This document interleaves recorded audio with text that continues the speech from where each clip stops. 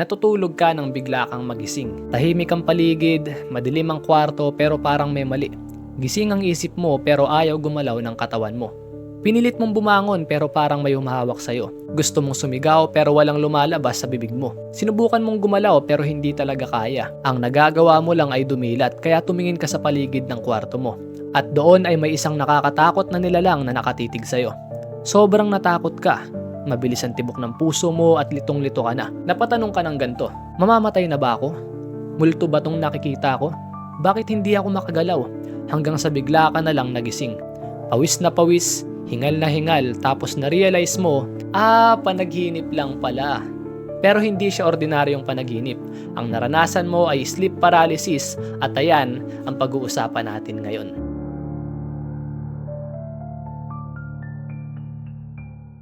Ang sleep paralysis o bangungot ay nakakatakot na panaginip. Pero alam mo bang wala kang dapat ikatakot pag naranasan mo ito? Pero bago yon, alamin muna natin kung paano nangyayari ang sleep paralysis. Isipin mo na lang ganito. Ang utak mo ay parang remote control. Ang katawan mo ay parang TV. Kapag matutulog ka na, pinipindot ng utak mo ang pause button sa katawan mo. Ibig sabihin, pinapatigil muna niya ang galaw ng katawan mo. Pero bakit? Para hindi ka gumalaw habang nananaginip. Kasi isipin mo, kung tumatakbo ka sa panaginip tapos gumagalaw ka rin sa totoong buhay, pwede kang mahulog sa kama, pwede kang masaktan at pwede kang madisgrasya. Kaya matalino ang utak ng tao. Pinapatulog niya muna yung katawan natin para kahit anong maging panaginip natin ay hindi nito maapektuhan ang tunay nating katawan. Habang natutulog ka, may stage ng tulog na tinatawag na REM sleep. REM means rapid eye movement. Ibig sabihin, mabilis na gumagalaw ang mga mata mo. At dito nangyayari ang panaginip. Sa REM sleep, tulog ang katawan natin. Gising ang utak natin, gumagalaw ang mata natin at buhay na buhay ang imagination natin. Kaya kahit tulog ka, parang totoo ang panaginip mo. At dito rin nangyayari ang sleep paralysis. Minsan nagkakamali ang timing ng utak natin. Ganito ang nangyayari. Gising na ang isip mo pero tulog pa rin ang katawan mo. Gising ka na, aware ka na, pero nakapos pa rin ang katawan mo. Diyan pumapasok ang sleep paralysis. Aray mo. Gusto mong gumalaw pero dahil nga nakapos pa rin ang katawan mo, hindi ka makagalaw. Dahil mali ang timing ng isip mo, nalilito din ito kung bakit di ka makagalaw. Ang alam niya ay dapat nakokontrol mo na ang katawan mo. Pero bakit hindi?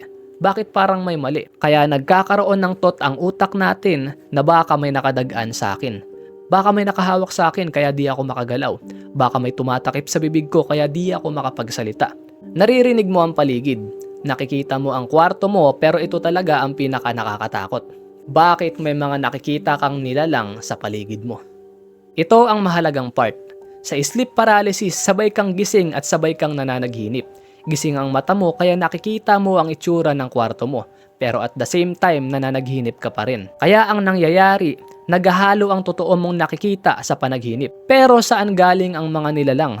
Mga demonyo ba yan? Multo ba yan or totoo ba sila? Ang sagot ay hindi. Dahil gawa-gawa lang sila ng utak mo. Kapag takot ka, ang utak mo ay gumagawa ng image na nakakatakot. Parang ganito. Naaalala mo ba nung bata ka?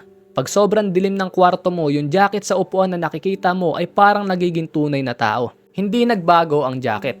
Isip mo ang nagbago dahil takot ito. Bakit madalas nakakatakot ang itsura pag nasa sleep paralysis? Bawal bang normal lang? Bawal bang masaya or anything? Bakit laging nakakatakot? Dahil sa moment na yon, naka-on ang takot center ng utak mo.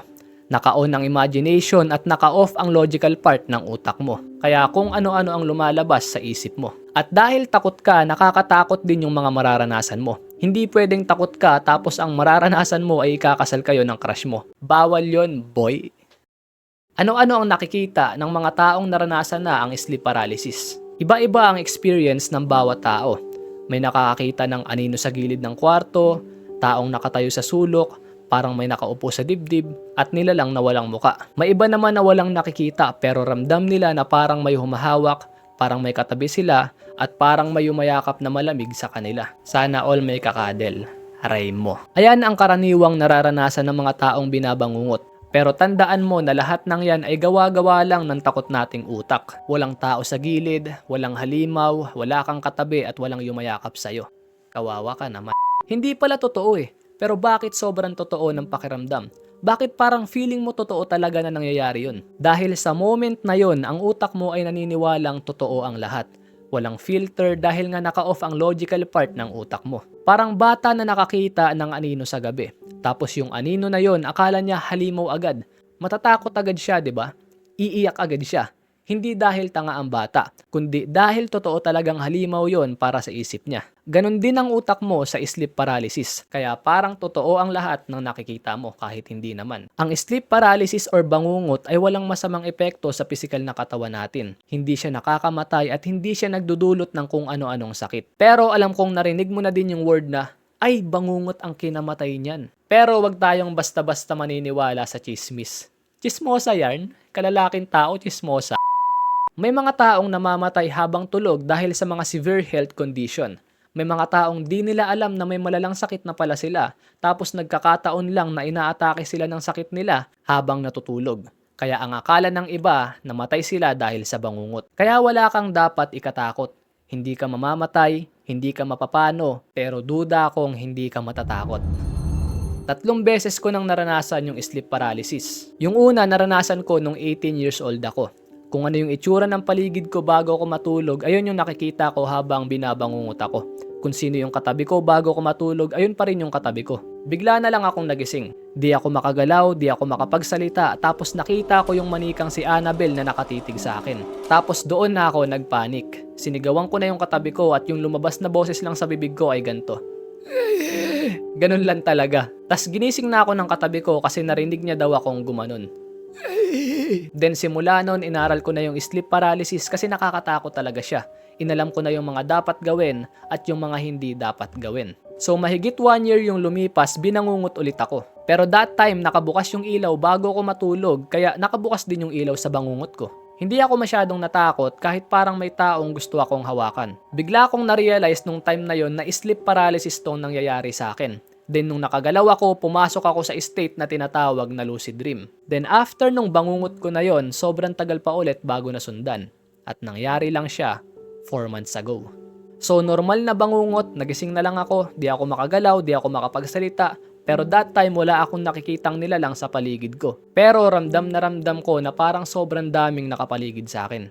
Takot na takot ako noon kahit 2 beses na yun nangyari sa akin dati, kahit alam ko na yung gagawin at kahit alam kong sleep paralysis lang to. So nung time na yun, ginalaw ko ng sobrang liit lang yung daliri ko hanggang sa makontrol ko na ulit yung buong katawan ko. Tapos nung makontrol ko na yung buong katawan ko, tumakbo ko sa sulok ng kwarto, then nagsisisigaw ako dahil takot na takot talaga ako. Hanggang sa magising na lang ulit yung tunay kong katawan. Takot na takot ako noon pero na-realize ko na wala ka pala talagang dapat ikatakot. Based on my own experience, ang pinaka-the best na gawin pag binangungot ka ay ganito. Una, dapat ma-realize mo na bangungot lang to. Hindi totoo ang mga nakikita mo, hindi ka masasaktan, at hindi ka mamamatay. Pangalawa, wag ka talagang matakot. Chill lang. Pangatlo, try mong igalaw ng unti-unti yung mga maliliit na parte ng katawan mo gaya ng daliri sa kamay at sa paa. Parang ganito. Then pag unti-unti mo nang nakokontrol yung buo mong katawan, congrats! Makakatakbo ka na sa mga nakikita mo. Ang sleep paralysis ay tumatagal lang ng 10 to 20 seconds. Madalas tong nangyayari sa mga taong stress, kulang sa tulog, pagod at puyat. Kaya kung ayaw mong bangungutin, mag-ayos-ayos ka na. Alam mo din ba na kapag nakagalaw ka during sleep paralysis, pwede kang pumasok sa state na tinatawag na lucid dream? Ang lucid dream ay parang panaginip lang, pero sa lucid dream, kontrolado mo ang lahat ng nangyayari. Pwede kang lumipad, pwede kang magkaroon ng superpowers depende sa kung anong gusto mong gawin. At alam mo din bang may mga taong mas pinipili na lang matulog kesa magising para makapag-lucid dream? Kung gusto mong ituloy natin yung kwento about sa lucid dream, mag-antay ka. Gagawa natin siya ng video pero di ko pa alam kung kailan. Yun lang muna. Mua.